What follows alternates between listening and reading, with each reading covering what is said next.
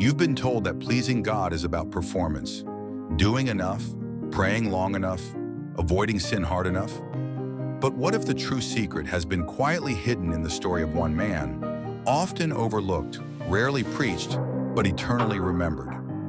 Hebrews 11:5 KJV says, "By faith Enoch was translated that he should not see death, and was not found, because God had translated him. For before his translation he had this testimony, that he pleased God." Before the miracle of being taken, before the reward of escaping death, Enoch already carried one thing that caught heaven's attention: a testimony of pleasing God. So how did he do it?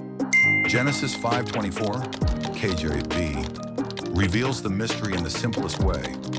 "And Enoch walked with God, and he was not, for God took him."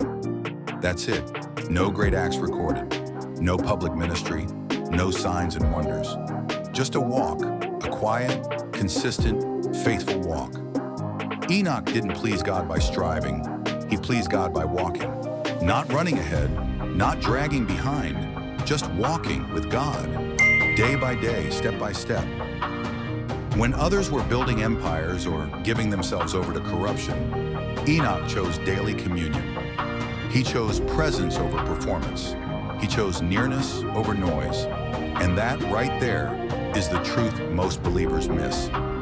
Real faith is not just believing in God's existence, it's desiring his presence. Hebrews 11:6 KJV reminds us, "But without faith it is impossible to please him. For he that cometh to God must believe that he is, and that he is a rewarder of them that diligently seek him."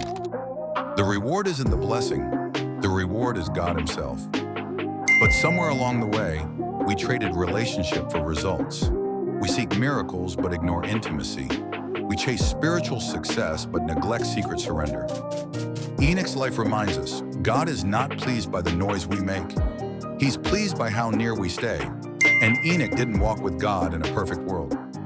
Jude 1:14-15 shows us he lived in a time of wickedness and moral decay. He wasn't hiding from culture, he was confronting it, all while staying aligned with heaven. This means Enoch pleased God in the middle of darkness, not comfort. While others bowed to idols, Enoch bowed only to God. And that reveals something vital. If your walk with God only thrives in good times, it's not intimacy, it's convenience. Here's the warning. Too many believers delight more in the blessings of God than in God himself. That's why adversity feels like punishment instead of refinement. But Enoch wasn't pleasing God because life was easy. He pleased God because his heart was anchored in divine companionship. And the result, God took him. Not out of reward, but out of relationship. There is something sacred about walking with God when no one sees. There is something eternal about pleasing him when there's no applause. That's what Enoch teaches us. It's the quiet, hidden, obedient heart that heaven watches most closely. Not the loudest voice, not the most followed platform, but the man or woman who still chooses God when no one else does. So here's the real question. Are you building a life that God wants to walk in? Or are you just visiting him occasionally when you need something? Because at the end of the day, your greatest strength is not in your charisma or your calling. It's not in how much you know or how much you do. It's in your walk. A walk that clings to faith when doubt surrounds you. A walk that chooses intimacy over influence. A walk that whispers daily, "God, you are enough."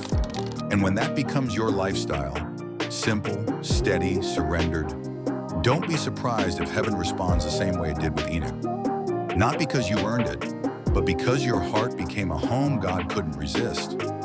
This is the secret Enoch knew. God is not looking for superstars. He's looking for companions. And those who walk with him here may one day walk straight into glory.